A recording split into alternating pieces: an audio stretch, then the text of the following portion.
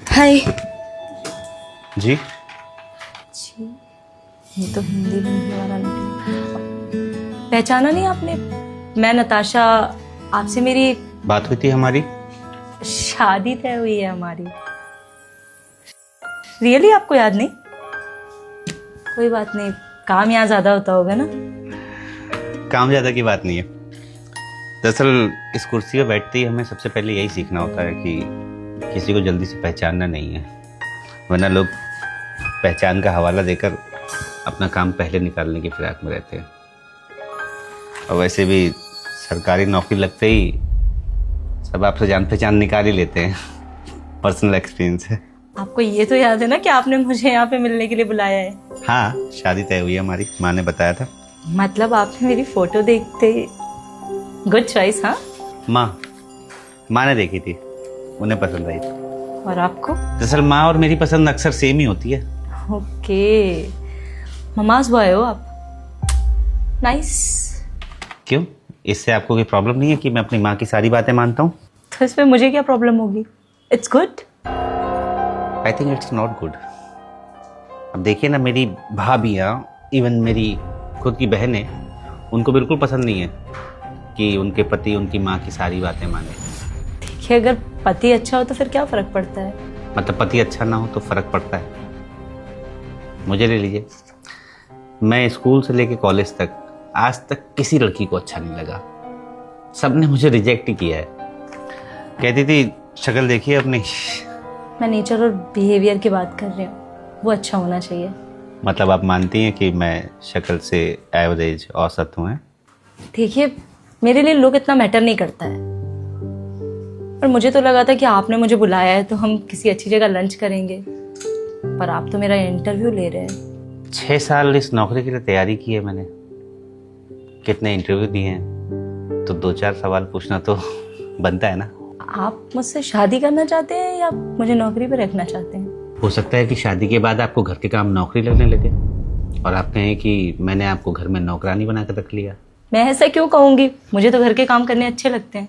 भाई, तो मैं जानना चाहता हूँ कि आप शादी मुझसे कर रही हैं या मेरी सरकारी नौकरी से?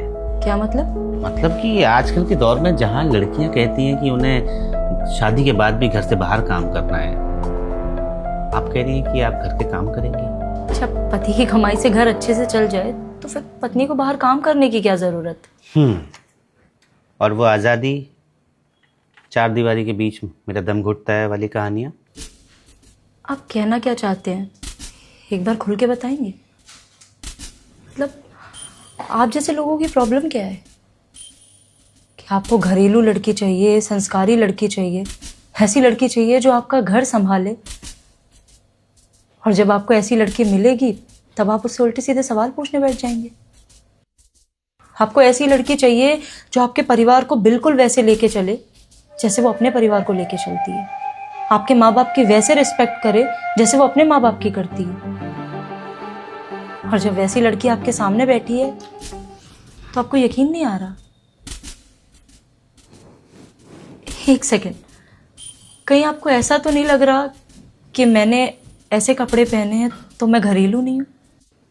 तो फिर प्रॉब्लम क्या है आपकी? यही सवाल मैं आपसे पूछना चाहता हूं कि प्रॉब्लम क्या है आपकी।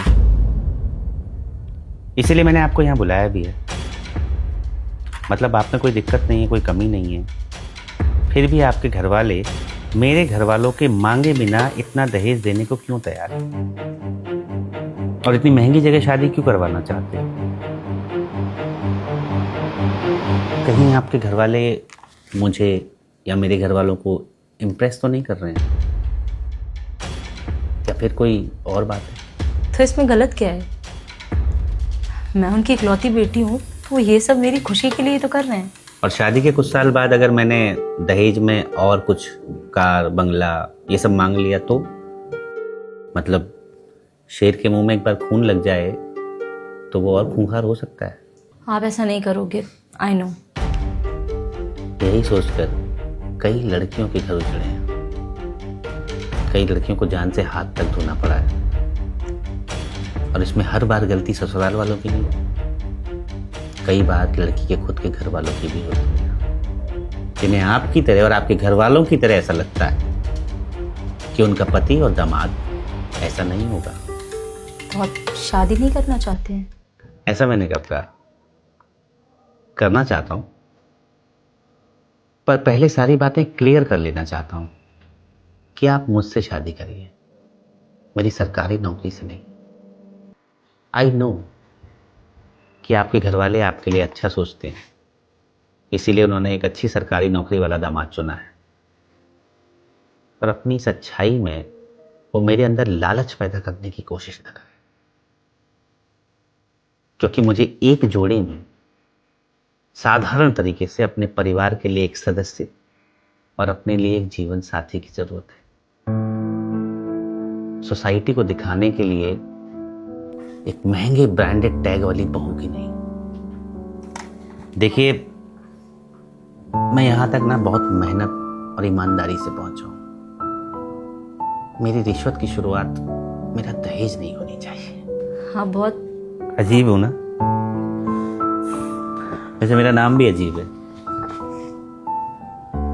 मुझे तो लगता है कि शादी में लोग कंफ्यूज हो जाएंगे कि दूल्हा कौन है दुल्हन कौन है। खैर छोड़िए, हमारी कैंटीन में ब्रेड पकौड़े बहुत टेस्टी मिलते हैं अदरक की चाय के साथ। मतलब मैं चाय लवर हूँ, आपको कोई दिक्कत नहीं हो तो। मैं भी।